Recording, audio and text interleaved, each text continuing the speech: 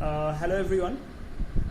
So I am here with the new lesson from Impressions of class 6, and we are going to read chapter 9, that is NAT.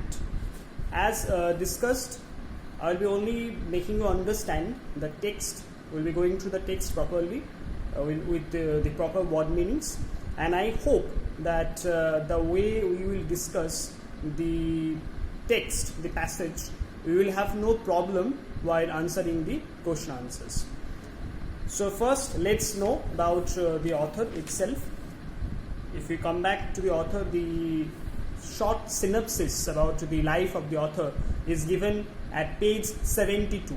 Page 72, the name of the text is Nat and the writer is Louisa May Alcott. So first we should know about the writer.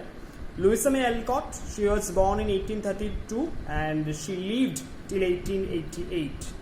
Was an American novelist and is best known for the novel Little Women, published in 1868. So the masterpiece of Louisa May Alcott is named as Little Women. The Alcott family was never financially well off. Financially means something which belongs to your finances, something which belongs to your economy. That means monetarily, the family, they never had been so well off. They never had that kind of rich background along with themselves. So Louisa had to work as a teacher, seamstress, governess, domestic help and a writer to support her family. So because the family, they did not have that much economic need, they cannot fulfill their economic need properly. That is why Louisa May Alcott, she has to do multiple jobs. Sometimes as a teacher, sometimes as a seamstress. Seamstress, you hope you know the meaning, someone who is a work related with tailor. Sometimes she works as a governess, as also domestic help. Her first book, Flower Fables, was written when she was 16. So we from the write-up or from the synopsis, we can easily understand and we can easily know that she started writing or she started developing herself as a world-class author from a very early age, that is the age of 16. Now we will go back to page 68 because this is where the text will start and we will start reading it. The extract has been taken from the novel Little Men by Louisa May Alcott. So the name of the text, the actual text we have got here, the name of the actual text is Little Men. Little Men follows the life of Jo March, one of the four sisters in Alcott's popular book Little Women. So we can say that this is kind of a spin-off, or this is kind of a plot taken from her masterpiece, that is Little Women. And also what the Little Men is about. Little Men is about the life of Jo March, who is one of the four sisters in Little Women. She is married to Professor Ward and they run Plumfield Estate School for boys. The story begins with the arrival of Nat, a shy young orphan. So we can understand that from the book, The Little Men, from the passage of Little Men, there's a character called Nat who was actually a shy young orphan. Orphan means someone who does not have neither father nor mother. That means without parents. So it's a story about that Nat, and that is why this text is named Nat, because hopefully it will describe the life of that young shy orphan. Here we will begin with the text. The omnibus left him in front of a big gate. A man opened the gate. The little boy who had just arrived was shabbily dressed. He asked the man at the gate, "Please, sir, is this Plumfield?" So in the first paragraph, we come to know, or we get to know that there's a very young boy who has arrived at a big gate, and that big gate is the gate of the Plumfield, because we have already read the introduction to that story. That is, that story is about the Plumfield Estate School. So we come here, we can usually understand, or we can usually think or predict that this young boy, he has reached at the gate of the Plumfield Estate School, and he wants to know if he has reached the right place, if he has reached the right place to read himself out, to know himself out. Shabbily, I hope you know the meaning of shabbily. Shabbily means dirtily, something which is not in proper condition, in a shabby condition, in a ragged condition. Yes, who sent you? Mr. Lawrence, I have a letter for the lady. So, the boy has been asked by the gate man or the watchman, that we don't know, that who has sent him, and he replies that it is someone called Mr. Lawrence.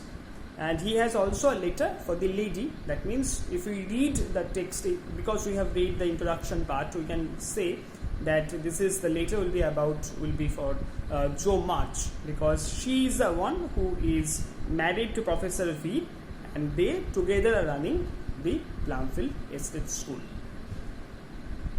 Go up to the house and give it to her. She will see you. So the watchman or the gate man who has been staying there, he instructs this boy to go inside and give the letter to Jo March, or to that lady to whom the letter has been subjected to, or to whom the letter has been addressed to personally.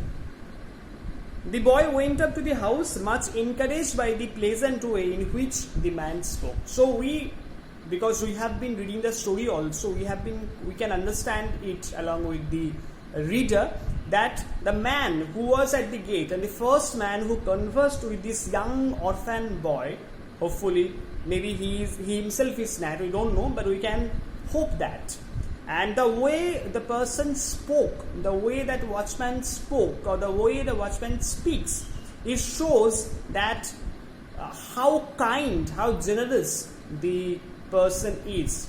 And this generosity, this kindness while conversing with Nat, or with conversing with that boy, makes him very easeable, makes him very at ease with all the situations that are coming, because he is a very young boy and he has come to a place for the first time. So for him, it will be very difficult if the situation does not come to him in a possibly good manner.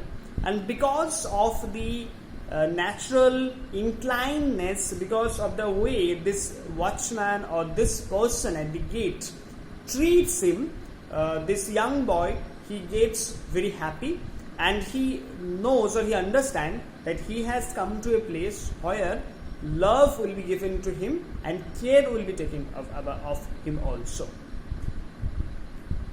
Through the soft spring rain that fell on the green grass, Nat Blake, for that was the name of the little boy, saw a little large house with an old-fashioned porch. So for the first time, we are assured about the identity of the boy, and the identity of the orphan boy is Nat Blake. And he watches an old-fashioned porch. Old-fashioned means, I hope you know the meaning. Old-fashioned means something which is predominant, something which is outdated. And porch, something which we call, the meaning has been given in the end of the book also, that an open or enclosed room attached to the outside of a building, most of like a veranda that we call. White steps and light shining in the windows. So the description of the house, the description of the entrance being given here, along with the big gate that we have come at the beginning, that we have noted the first line. Here is the actual description of that place being given. Nat could hear the hum of young voices. The many voices can be many voices being sounded together, being heard together. And the house looked hospitable enough. Hospitable means something which is very worthy of welcoming. That means friendly and welcoming. The opposite word of hospitable is hostile. The antonym of hospitable is hostile. Hostile. I am repeating. Hostile. He rang the bell and waited. So that boy, that is Nat Blake, he rang the bell of the main door and he waited for someone to respond.